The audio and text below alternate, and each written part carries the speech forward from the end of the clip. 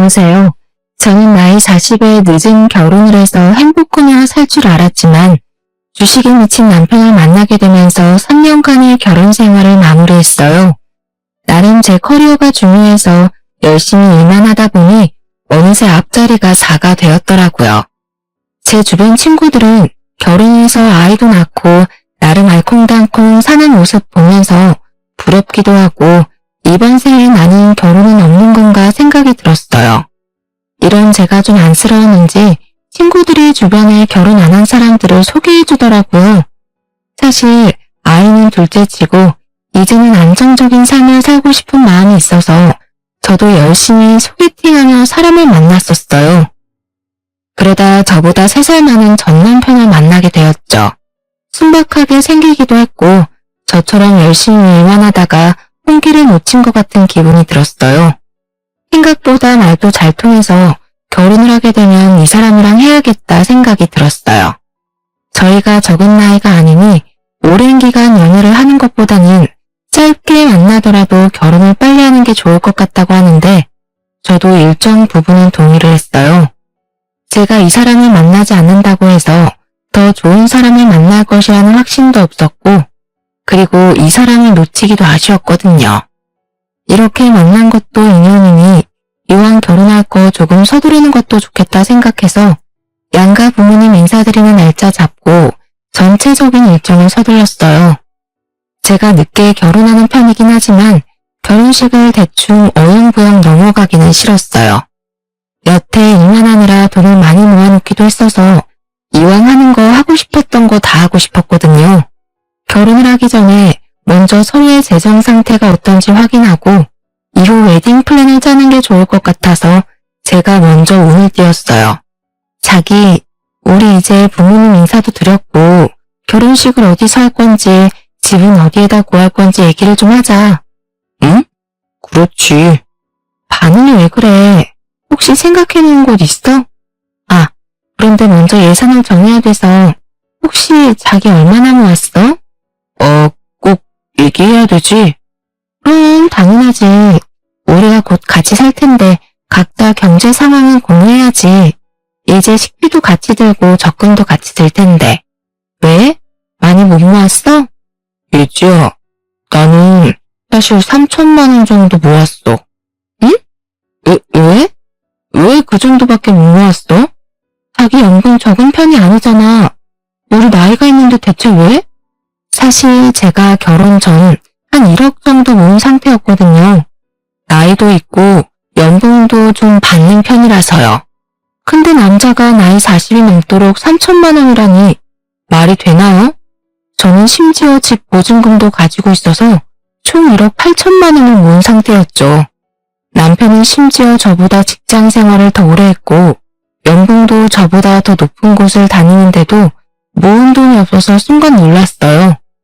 그렇긴 한데 이것저것 재테크를 하다가 그렇게 됐어.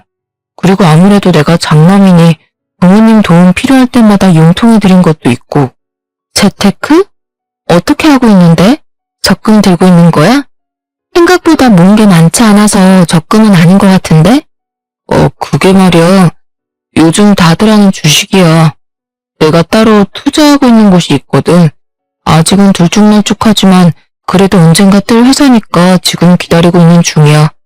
자기도 알지? 존버는 승리하는 거. 주식이라는 말을 듣는 순간 머리가 아찔해졌어요. 사실 주식 잘 되면 다행이지만 손해가 많이 발생하는 경우도 적지 않아서 이것 때문에 뉴스에 나오는 사람들도 많잖아요. 저는 좀 안정적이게 투자를 하기 때문에 주식이나 코인보다는 적금을 선호하거든요. 물론 적은 이자율 때문에 적금이 의미 없다는 사람들도 많았지만 그래도 원금에 손실이 없는데 주식은 원금 손실이 되는 경우가 많아서 걱정이 되었어요. 자기야, 혹시 어떤 거 투자하는지 봐도 돼? 그럼 여기 내역 보면 직접 확인하기 전까지는 주식으로 묶인 돈이 많아서 지금 사용할 수 있는 돈이 많지 않은 거구나 생각했어요. 제 회사 사람들 중에서도 주식으로 몇 억 갖고 있고 조금씩 팔아서 용돈하는 분들도 봤거든요. 그런데 그런 분들은 수익률이 높기도 했어서 예비 신랑도 당연히 그런 식으로 투자를 하고 있다고 생각했어요. 그런데 직접 보니 더 믿기가 어려웠어요. 약 3군데 정도 투자를 했는데 사실 주식 모르는 저도 바이오 분야는 성공하기 어렵다고 알고 있거든요. 그래서 잘 모르는 분들은 3땡이나 1땡처럼 대기업 주식을 사는데 이 남자는 주식에 대해서 알고 있는 게 많은 것 같지도 않은데 바이오 분야에 유명하지 않는 회사를 무려 3군데나 투자했더라고요. 총액을 계산해보니 매수 금액이 1억이 넘어요. 그런데 수익이 난 게 하나도 없어요. 다 마이너스더라고요. 결국 버는 돈을 주식에 족족 넣어서 망하게 하는 마이너스의 손을 가진 남자더라고요. 나름 투자하는 감각이 있거나 했으면 금액의 정도를 조절해서 투자하라고 했겠지만 이건 뭐 넣는 족족 마이너스가 되는 것처럼 보이니 걱정이 앞섰어요. 지금 다 마이너스로 보이는데 그게 맞아? 나 주식을 잘 몰라서 그러는데 마이너스를 보면서도 계속 사놓는 이유가 뭐야? 주식 잘 모르는구나. 지금은 좀 하락세인데 곧 오를 거야. 주식은 원래 좀 떨어지기도 하고 오르기도 하고 그래. 그리고 주식은 발목에서 사서 머리 꼭대기에서 팔아야 되는 거야. 그래서 지금 떨어질 때 틈틈이 계속 사놓는 거고. 그래? 그럼 왜 여기 기업을 선택했는지 물어봐도 돼? 내가 아는 사람이 추천해줬는데 정말 믿을 수 있는 사람이라서 좀 금액 크게 넣어놨어. 그거 된다고 하더라고. 사람에 대한 신뢰가 높은 건가? 아니면 진짜 이게 될 거라고 생각해서 투자를 한 건가? 아무리 생각해도 잘 모르겠더라고요. 주식도 잘 모르는 제가 봐도 계속 하향세를 가다가 당장 폐지될 것처럼 보였거든요. 그리고 선택한 기준도 본인이 공부하고 알아봐서 선택한 게 아니라 그냥 누구의 추천으로 약 1억이 되는 돈을 넣어놨다니. 순간적으로 이 사람 참 답이 없다는 생각을 했어요. 미안한데 나는 주식하는 사람이랑은 결혼 못해. 내 주변에 주식 때문에 결국 빚만 생겨서 이혼한 사람들도 많이 있고 나도 이런 투자는 좀 불안해서 결혼하는 거 다시 생각해봐야 할 것 같아.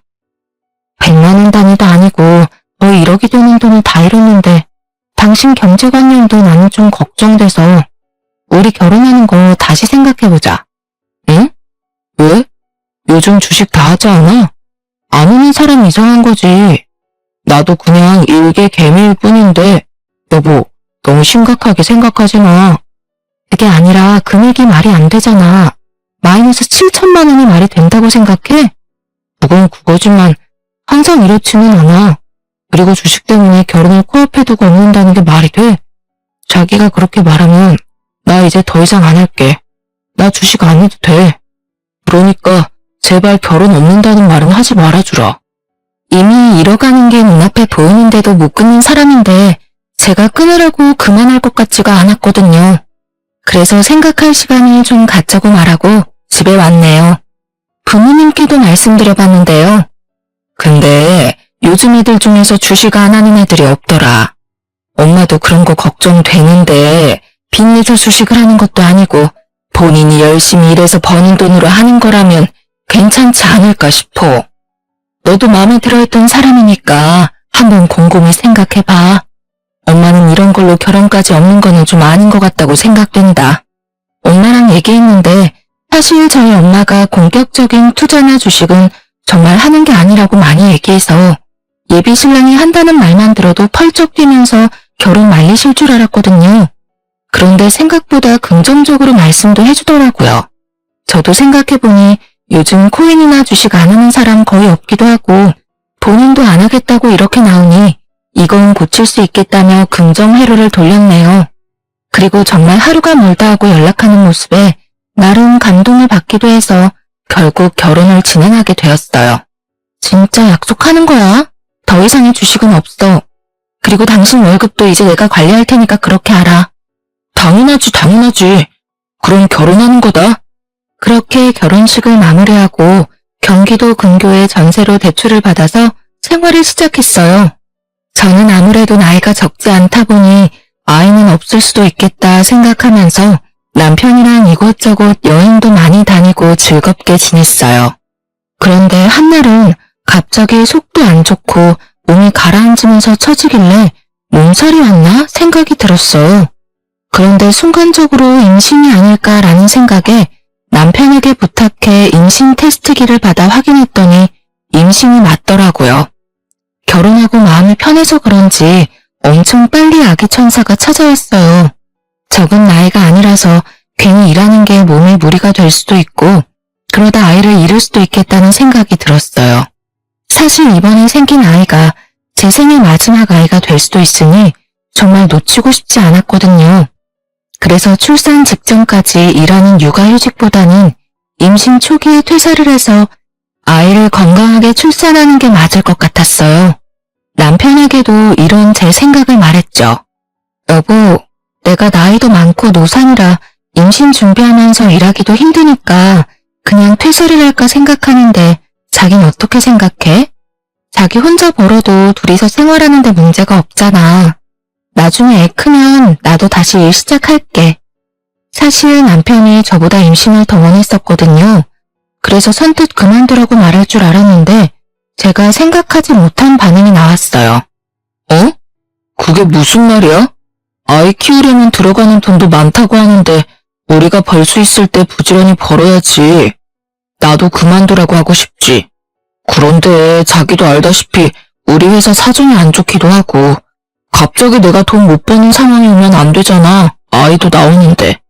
우리 둘 다 일을 못하게 되면 난감할 수 있으니까 우선 퇴직은 더 생각해보고 잠깐 육아휴직으로만 하는 게 어떨까? 솔직히 남편 말도 다 맞는 말이라서 납득은 갔어요. 그런데 막상 마음은 서운하더라고요. 다른 사람도 아니고 남편이 이렇게 말하니. 그래서 정말 사람이 어떻게 될지 예측할 수 없으니 퇴직을 결정하기보다는 우선 아이 키우면서 더 생각해보자는 생각이 들었어요.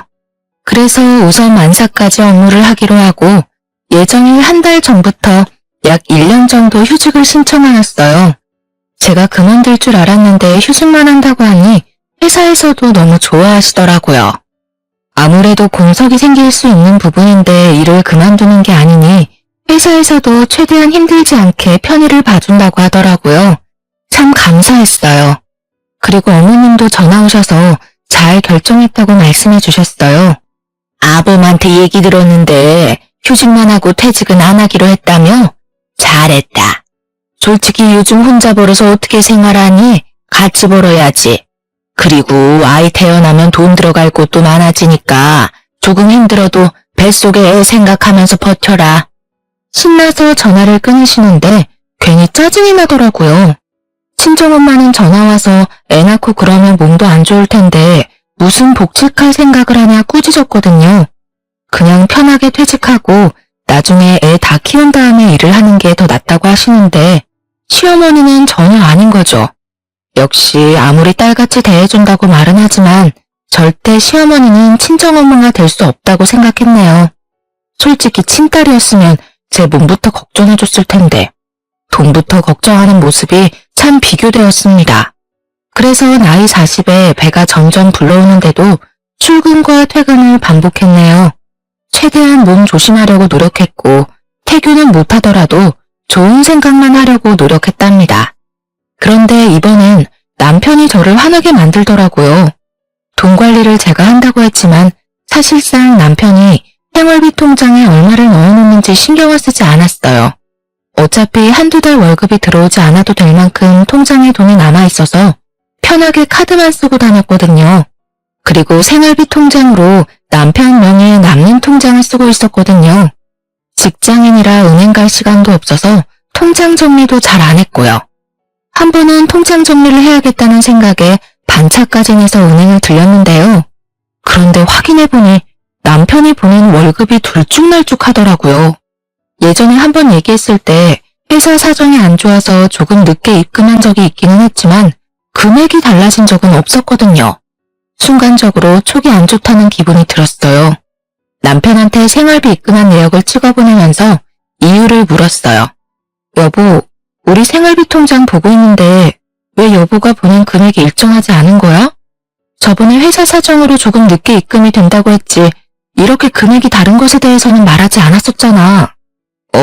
그건 저번에도 말했듯이 회사 사정이 안 좋아서 일부 먼저 보내주고 추후에 투자금 들어오면 넣어준 것들이 있어서 그런 거야. 그래서 내가 들어오는 대로 보내고 있는 거잖아. 예전에는 상여금을 1년 연봉에 녹아서 보내줬었는데 이번에 투자 현황이나 그런 것들이 불안정해지면서 상여를 없앤 탓에 지급액이 조금 줄어들어서 그렇게 보이는 거야.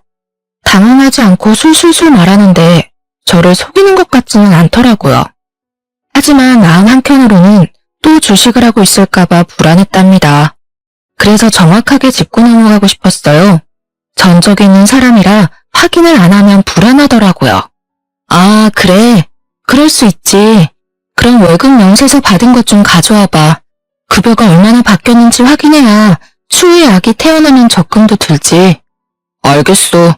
월급 명세서 뽑아갈게. 그렇게 저녁에 집에 왔는데 남편이 오늘 일이 너무 바빠서 깜빡했다면서 내일 가져오겠다고 하더라고요. 그렇게 급하게 확인할 건 아니라서 그런가 보다 하고 넘어갔는데 먼저 제가 물어보질 않으니까 며칠 동안 가져오질 않더라고요. 지금 통화돼? 무슨 일이야? 지금은 바쁜 시간 지나서 여유 있어서 통화 가능해. 저번에 자기가 월급 명세서 가져온다고 해놓고 안 가져왔잖아. 그래서 오늘은 가져오라고 하려고 했는데 지금 여유 있다고 하니 지금 뽑으면 되겠네. 오늘은 꼭 가져와. 알겠지? 그러고 퇴근을 했거든요. 오늘은 가져왔겠지 싶었는데 이번엔 프린트는 했는데 책상에 두고 왔다는 핑계를 대더라고요. 사실 한두 번이면 잊어버릴 수 있지라고 생각할 수 있지만 이런 일이 반복되니 일부러 안 가져오는 것일 수 있겠다는 생각이 들었어요. 순간적으로 얘가 다른 주머니를 찾나?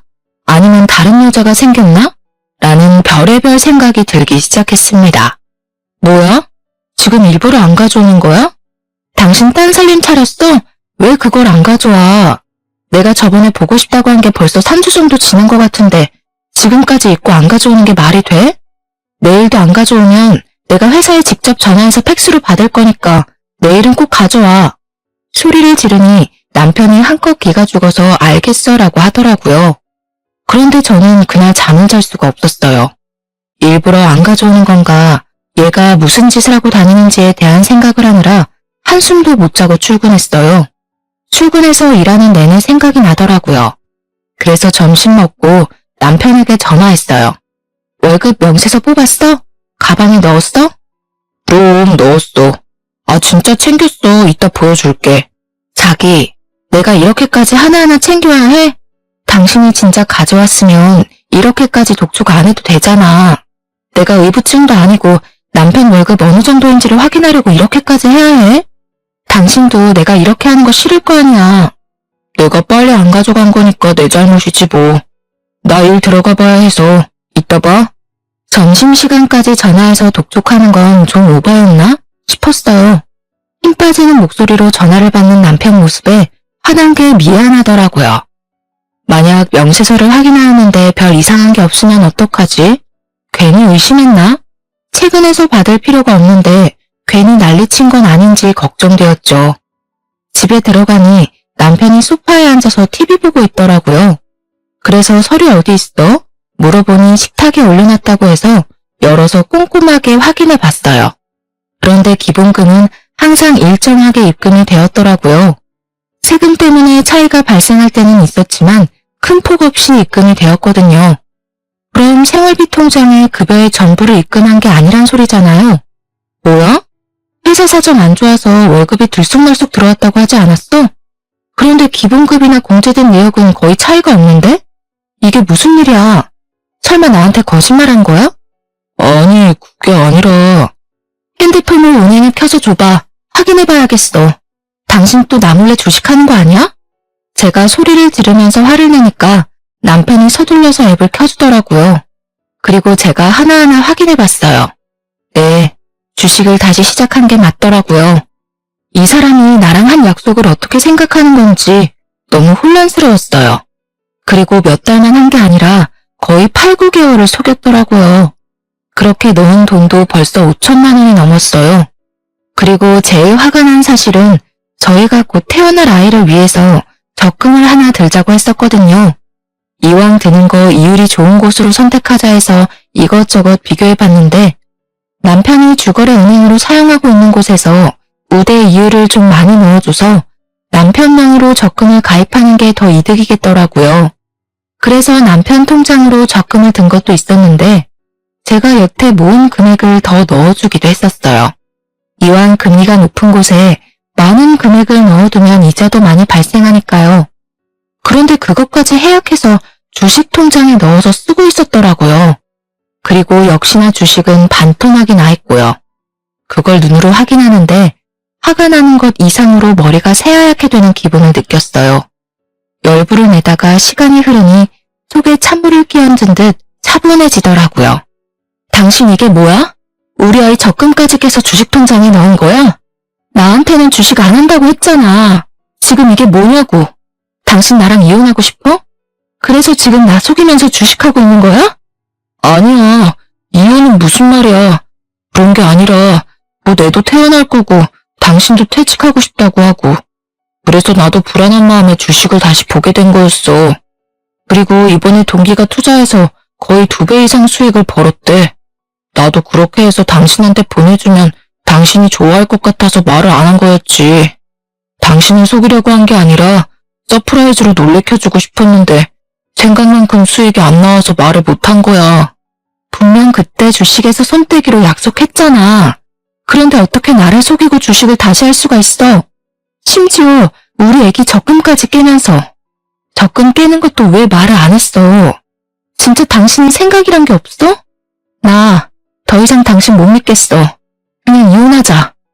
여보, 제발 뱃속에 있는 우리 쑥쑥이 생각해서 조금만. 당신 지금 화 안 나게 생겼어? 당신이 지금 한 행동을 봐. 나랑 결혼하기 전에 약속한 것도 하나도 안 지키고 있는데 내가 당신을 어떻게 믿어? 그리고 적은 돈도 아니고 지금 5천만 원을 잃었는데 나는 컨디션 안 좋은데도 일하면서 돈 벌고 있는데 지금 당신이 다 날리고 있는 거잖아. 미안해. 내가 잘못했어. 진짜 내가 잘못했어. 남편은 무릎까지 꿇으면서 울기 시작했습니다. 지금 울고 싶은 사람이 누군데 갑자기 스트레스를 확 받으니 배가 뭉쳤어요. 통증이 심해져서 악소리를 내면서 주저앉고 말았어요. 그러니 남편이 깜짝 놀라서 저를 들쳐업고 응급실로 데려갔어요. 병원에 가서 확인해보니 순간적으로 놀라서 생긴 통증이라며 안정을 취하라 하시더라고요. 응급실에 누워있는데 배는 남산만 하지 남편은 옆에서 울고 있지. 이렇게 애도 생겼는데 진짜 어떻게 해야 될지 답이 안 나오더라고요. 절망적인 생각에 눈물만 흘렸습니다. 나름 열심히 산다고 산 것 같은데 남편은 계속 주식하면서 모은 돈 다 날리고 있고 뻔뻔하게 거짓말까지 해가면서 주식이 하고 싶을까요? 속이 터져나가는 와중에도 앞으로 어떻게 해결해 나가야 될지 고민했답니다. 며칠 동안 한숨만 푹푹 내뱉었는데요. 한 번은 직장 동료가 그러더라고요. 제 친구도 지금 남편 잘못 만났다면서 맨날 힘들어해요. 주식에 한 번 빠지면 나올 수가 없나 봐요. 친구도 주식에 주자도 모르는 남편이 주식이랑 코인까지 손댔다는 얘기 듣고 바로 팀장님 생각났잖아요. 다른 사람들도 그렇게 산다고 하니 한편으로는 나만 이렇게 힘들게 사는 게 아니구나. 내 남편 혼자 삽질하는 건 아니구나 라는 위안을 받아버렸죠. 만삭이라 이혼하기도 어렵고 남편도 진짜 다시는 안 한다고 해서 각서 받고 월급 받는 계좌를 아예 제 통장으로 하는 걸로 상황을 마무리했네요. 그런데 제가 이때 스트레스를 너무 많이 받았던지 간헐적으로 배가 계속 아프더라고요. 그러다 주말에 갑자기 하혈을 하기 시작해서 병원에 갔는데 아이가 유산이 되었다 하시더라고요. 그 말을 듣는데 순간적으로 벙친 기분이 들면서 현실감이 느껴지지 않았어요. 사실 뱃속의 아이 때문에 이혼을 망설인 것도 있었는데 스트레스를 너무 많이 받아서 아이까지 유산되니 이제 저도 이판사판이라는 마음이 들었죠. 일단 몸부터 추스렸고 이후에 남편한테 이혼하자고 말을 꺼냈어요. 나 아이 유산되고 곰곰이 생각해봤는데 더 이상 당신이랑 살고 싶지가 않아. 맨날 이렇게 돈 어디다 썼는지 궁금해하는 것도 힘들고 모은 돈 또 얼마나 날렸을지 전전긍긍하면서 사는 것도 막막해. 애도 없을 때 정리하자. 당신 지금 갑자기 이런 일이 생겨서 충격받아서 그런 거야. 내가 더 잘할게. 그리고 다시는 진짜 이런 일 없을 거야. 제발 나 좀 믿어줘. 자기, 나랑 결혼할 때도 이 얘기 했었어. 그때 내가 주식할 거면 결혼하지 말자고 했는데 당신이 안 한다고 얘기했잖아. 그리고 나는 늦은 나이에 아이 가져서 힘든데도 불구하고 회사 다니면서 조금이라도 우리 생활에 도움이 되기 위해서 일했어. 근데 그러면 뭐해? 당신이 주식으로 몇 천만 원씩 펑펑 날리는데 밑 빠진 독에 물 붓는 것도 그만하고 싶어. 지친다고. 아이 유산됐다고 이혼하는 건 아닌 것 같아. 당신 지금 감정적으로 힘든 상태라서 그런 거야. 아무리 힘들어도 나중에 후회될 말하고 그러는 거 아니야. 화가 머리끝까지 차올랐고 남편 얼굴에 꼴도 보기 싫더라고요. 왜 이혼 사유 중에 가장 큰 이유가 돈 문제라고 하잖아요. 돈을 못 벌어서 싸운다고 생각했는데 못 모아서 싸울 수도 있겠다 싶었네요. 모을 수가 없잖아요. 쓰는 족족 주식에 처박아 버리는데. 남편을 믿지 못하고 속을 비우기 시작했습니다. 친정 부모님께도 이혼을 생각 중이라 말씀드렸고요. 엄마는 한숨을 푹푹 쉬며 결혼을 말릴 걸 말하시더라고요. 그리 길지 않은 시간이 흐르고 대망의 사건이 하나 터졌습니다. 자기 이번에 나한테 집주인이 연락 왔는데 저번에는 전세금 안 올렸으니 이번에 20% 정도 올리셨으면 하신가 봐. 우리 저번에 전세금 오를 거 생각하고 모은 게 그 정도 되지 않아? 지금 한번 확인해봐야 할 것 같아. 그거 어디서 확인하는 건데? 순간적으로 응? 그걸 어디서 확인한다니? 당연히 은행 어플이지 라고 생각하면서 느낌이 쎄했습니다. 당신 주거래 은행 컴퓨터로 로그인해봐. 사실 직접 보기 전까지 마음속으로는 아닐 거야 마음을 다잡았지만 눈앞에 출금 두 글자가 선명하게 찍혀 있었네요. 당신 또 주식했니? 당장 핸드폰 가져와. 핸드폰으로 투자한 주식 현황을 보는데 다행히도 지금 상태로는 투자한 것 이상 현금화할 수 있겠더라고요. 한편으로는 지금 알게 돼서 다행이다라는 마음이 들었어요. 그래도 지금 현금화하면 전세금 올려드릴 수 있겠네. 이거 돈 빼서 빨리 나 보내줘. 집주인한테 전세금 드릴 수 있다고 말씀드리게. 이거? 지금? 안 돼. 이거 좀 더 오를 거라 지금 팔면 손해야. 미쳤어? 손해라고? 우리 당장 전세금 못 올려주면 어디서 살 건데, 지금 집이 중요하지 이후에 돈 더 오를 게 중요해? 지금 나이가 몇인데 뭐가 더 중요하지 몰라서 그래? 뭐 새로운 신제품 출시된단 말이야. 그러면 10,000원 넘는 건 시간 문제야. 내가 이건 진짜 확답할 수 있어. 그래서 비중 실어서 매수한 거고. 그러니까 여보도 조금만 기다려주면 안 될까? 그냥 당신은 편하게 집에서 살림하면 되고 나만 일해도 우리 풍족하게 생활할 수 있어. 한 주에 2,000원도 안 되는 회사가 신제품 하나를 10,000원이 어떻게 넘냐? 그리고 그것도 신제품 나와야 가능한 일이잖아. 당장 재계약을 해야 하는데 시간 없어. 좋은 말로 할 때 지금 팔아. 당장 안 팔아? 진짜? 여보 제발 진짜 조금만 몇 주만이라도 기다려주라. 응? 남편이 사정을 해서 몇 주는 기다리기로 했어요. 주식이 상승세였고 손해는 안 보겠다 싶었거든요. 그리고 집주인한테도 연락해서 전세금 올려드릴 수 있을 것 같다고 말씀도 드렸어요. 하지만 한 달이 지났는데도 남편이 주식을 팔았다는 말을 안 하는 거예요. 이제 곧 있으면 전세금 올려줘야 하는 날짜가 다가오니 제가 다 마음이 조급해서 지금이라도 팔아서 돈 마련하라고 했어요. 그리고 정 아쉬우면 남은 돈만이라도 넣으라고 했거든요.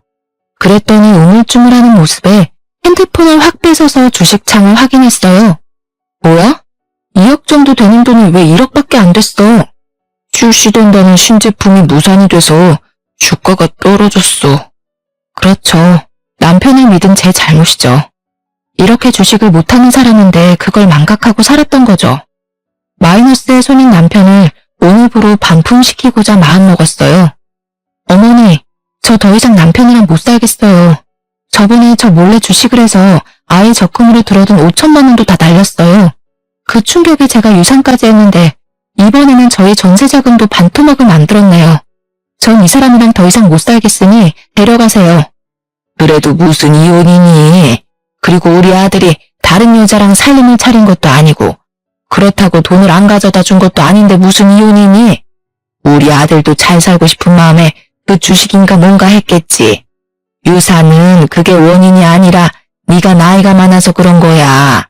솔직히 나이 40에 임신했는데 유산 안 되는 게 신기하지. 암튼 우리 아들 탓하지 말아라, 이 말이다. 네?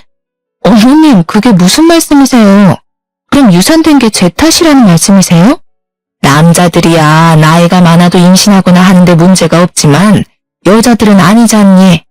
아무래도 너가 나이가 많으니 좀 더 조심했어야 하는 거 아닌가 싶다. 그리고 내 아들이 다른 것도 아니고 아이 생기면서 책임감도 생기고 부담을 느끼면서 그렇게 선택한 것 같은데 그런 걸로 가장을 몰아세워서야 되겠니? 그리고 저번부터 생각한 건데 너가 너무 기가 세서 우리 애가 기를 못 펴는 거야. 아, 그럼 제가 기가 세서 남편 기도 못 피게 했고 나이도 많아서 아이도 잃고 전부 제 탓이란 말이네요? 뭐 꼭 그렇다고 말하기보다는 너도 원인이 없지는 않다고 하는 말이지. 다 우리 아들 잘못이라고 보기는 어렵다 말이지. 어머님 정말 실망해요. 어머님은 여자를 아시잖아요. 유산이 여자 몸이 얼마나 안 좋은지. 그리고 저 아이 지키고 싶어서 회사도 그만두고 싶었는데 어머님도 남편도 돈 벌어야 한다고 떠밀어서 저 몸 안 좋아도 꾸역꾸역 일하러 나갔어요. 그런데 그렇게 벌면 뭐예요? 남편이란 사람이 다 날리고 있는데 이렇게 무책임한 남자랑 저는 더 이상 못 살아요. 아들도 너랑 잘 살아보고 싶어서 그렇게 한 거래도 가만 보니 너는 말을 참 섭섭하게 하는구나. 나이를 그렇게 먹어놓고 왜 그렇게 인정머리가 없니? 너는 부모님한테 어른들을 이렇게 대하라고 배웠어? 저희 부모님은 주식하는 남자랑은 상종도 하지 말라고 하셨어요. 그런데 남편 성실하고 더 이상 주식 안 한다고 저랑 약속도 해서 믿고 결혼한 건데 벌써 주식으로 사고를 몇 번이나 쳤는지 몰라요. 그리고 저한테 걸려서 이렇게 된 거지. 만약 제가 몰랐으면 돈도 더 많이 잃었을 거라고요. 제가 일방적으로 전화를 끊었어요. 화가 너무 나서 계속 씩씩거리게 되더라고요. 그리고 저녁에 남편이랑 어머님이 같이 집에 들어왔어요. 멀리서도 화난 게 눈에 보이더라고요. 너는 어른한테 그렇게 하라고 배웠니? 무슨 어른이 아직 말도 안 끝났는데 일방적으로 전화를 끊을 수가 있어? 어머님, 제가 왜 그런 말을 듣고 있어야 해요? 당신은 어머님이 나한테 우리 아이 유산한 게 내가 나이가 많아서 그렇다고 하시더라. 당신도 그렇게 생각해? 사실 이렇게 물어보면 아니라고 얘기를 하던가 어머님께 무슨 말이라도 해줄 줄 알았어요. 그런데 멀뚱멀뚱 서 있더라고요. 당신 뭐야? 설마 그 말에 동의하는 거야? 그래서 지금 아무 말도 안 하는 거야? 당신 주식으로 얼마를 날렸는지 어머님께 말씀드렸어. 어머님, 지금 주식으로 날린 돈을 합치면 2억도 넘을 거예요. 2억이면 저희가 2년 동안 일하면서 둘 다 아무것도 안 입고 안 써야 겨우 모을 수 있는 돈이에요. 남자가 투자를 하면 돈도 좀 잃고 그러는 거지. 너 그동안 우리 아들을 얼마나 쥐잡듯이 잡았으면 애가 길을 못 펴니? 잘 될 일도 너 때문에 안 되겠다. 그래, 이혼해라 이혼해. 우리 아들도 그때 더 어리고 좋은 여자 만날 수 있었는데 나이 많은 여자 데리고 온다고 해서 나도 마음에 안 들었다. 그냥 갈라서라. 그리고 아들, 이혼한 거 흠이라고 생각하지 말고 다음에는 더 어린 여자 만나서 애기 낳고 행복하게 살면 된다. 이런 여자랑 사니까 네가 될 일도 안 되는 거야. 시어머님이 이렇게 나오니 답이 없더라고요. 솔직히 지금 어떻게 봐도 본인 아들이 잘못한 일인데도 편들어주느라 정신이 없으시더라고요. 남편은 엄마 말에 찍소리도 못하는 한심한 놈이었고요. 더 이상 저런 모조리랑 같이 살고 싶지 않았어요. 저는 짐 가방을 펼쳐서 보란듯이 제 짐을 싸기 시작했어요. 어머님이 옆에서 난리를 치는데도 저는 그냥 아무 말 안 하고 제 할 일 했죠.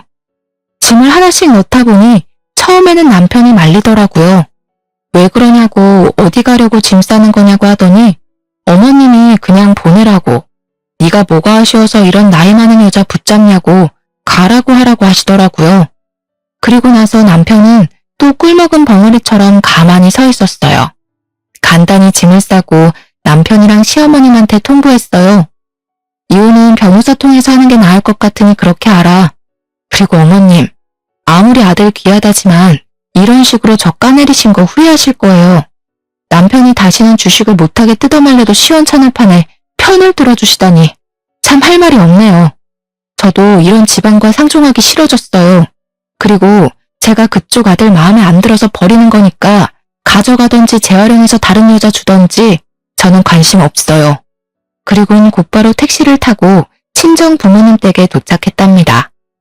이 늦은 저녁에 딸내미가 짐가방 둘러매고 찾아오니 많이 당황하셨어요.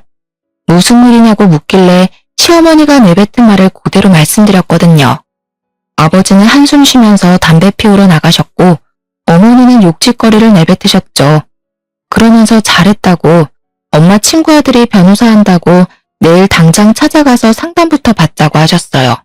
그래서 다음날 바로 상담받으러 갔죠. 제가 이혼을 하려고 하는데 집은 전세고 결혼하고 지금까지 3년 동안 쉰 적도 없이 계속 일하고 있는 상태였거든요. 재산 분할 어떻게 되는지 알 수 있을까요?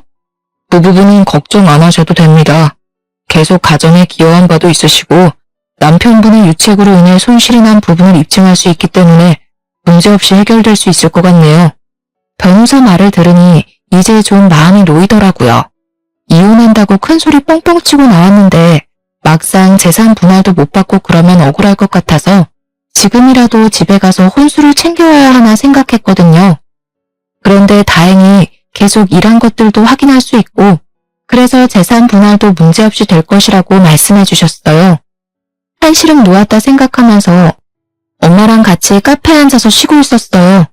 그런데 엄마가 너 전화 온다고 하더라고요. 남편이었어요.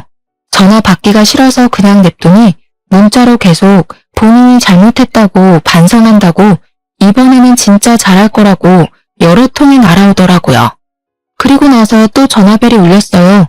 안 받으면 계속 귀찮게 할 것 같아서 결국 전화를 받았네요. 여보, 제발. 우리 이혼하는 건 진짜 아닌 것 같아. 내가 더 잘할 테니까, 응? 제발 부탁이야. 당신 이 말 하는 거 처음 아니잖아. 저번에도 그랬잖아. 그런데 내가 당신을 어떻게 믿어? 그리고 나 변호사 선임해서 소장 날아갈 거니까 당신도 준비해. 그리고 이제 나한테 연락하지 않았으면 좋겠어. 라고 하고 끊어버렸어요. 전화번호도 차단했고요. 돌이켜보면 만약 과거에 제가 휴직이 아닌 퇴사를 했었다면 이렇게 이혼 결심도 못했을 것 같아요. 힘들어도 꾸준히 다닌 회사 덕분에 돈도 벌어서 이혼도 쉽게 할 수 있었네요. 그리고 한 3개월 정도 지나 전 시모한테 연락이 왔어요. 이제와 무슨 할 말이 있어서 전화까지 했나 싶었죠. 네, 여보세요. 그래, 잘 지내니? 이제 와서 왜 잘 지내는지 물어보는 것도 당황스러웠어요. 내 안부 물어보려고 전화한 건 아닌 것 같아서 그냥 단도직입적으로 물어봤어요. 네, 사고 치는 사람이 없으니 마음이 너무 편해서 요즘 잘 지내고 있어요. 무슨 일 있으신가요? 저한테 전화하실 이유가 없으신 것 같아서요. 다른 게 아니라 너가 많이 힘들었을 것 같아서 전화했다. 그때 내가 너한테 너무 모순 말을 많이 하기도 하고 지금 생각해보니 어른답지 못했어. 부끄럽기도 하고 미안하다고 사과하려고 전화했다. 내 아들 편만 들어서 서운했을 것 같은데 미안하구나. 내가 같이 살아보니 너가 너무 힘들었겠다는 생각이 들더라. 우리 아들은 아직도 너 생각 많이 하고 그러는데 너는 혹시 마음이 어떤가 하고. 들어보니 제가 요즘 어떻게 지내는지 떠보고 싶어서 전화하신 거더라고요. 하지만 저는 마음 정리가 끝나서 더 이상 저쪽과 엮이고 싶은 마음이 없었어요. 아니에요. 어차피 이렇게 마무리됐으니 어머님이 아들 잘 키우면서 지내시면 될 것 같아요. 제가 일하는 도중이라서요. 그리고 저는 그 사람 더 이상 만날 생각도 없습니다. 용건 더 없으시면 전화 이만 끊겠습니다. 솔직히 직접 같이 살아봐야만 알 수 있는 것들이 있잖아요. 얼마나 답답하겠어요. 뒤늦게 아들을 잘못 키웠다는 생각에 가슴을 치고 후회하고 계시겠죠.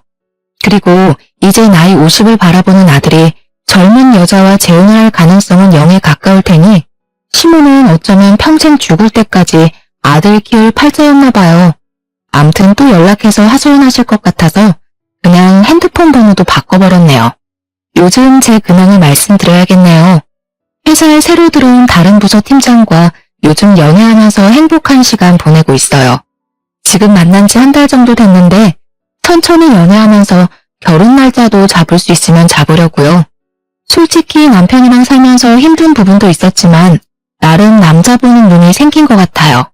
이번에 만나는 분은 착실하게 돈도 잘 모으고 주식에 관심도 없는 분이라 돈 사고 칠 걱정은 없을 것 같아요.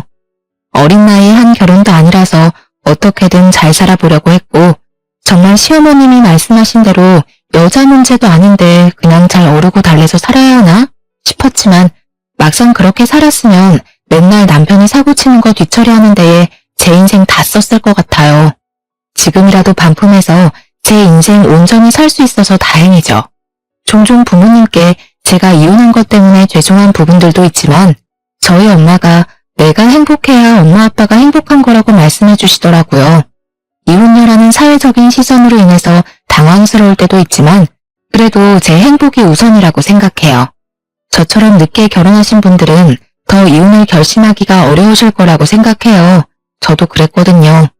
그리고 늦게 만난 인연이다 보니 더 헤어지는 게 어려웠어요. 하지만 아닌 사람은 결국 아니더라고요. 처음 결혼식을 준비할 때부터 이상하다고 생각했었는데, 지나고 보니 그때 과감한 결정을 내리지 못한 게 아쉽네요. 하지만 거지 같은 결혼 생활 3년으로 인생 배웠다 생각하고 남은 인생 더 잘 지내보려고요. 길었던 제 이야기 들어주셔서 너무 감사합니다. 행복하세요.